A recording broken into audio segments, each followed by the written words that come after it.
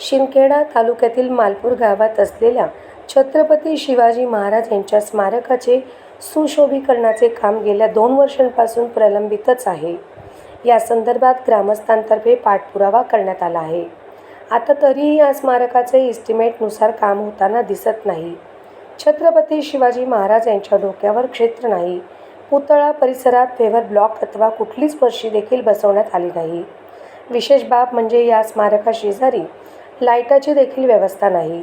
त्यामुळे या स्मारक परिसरात अंधारमय वातावरण निर्माण होऊन नागरिकांच्या भावना दुखावल्या जात आहे.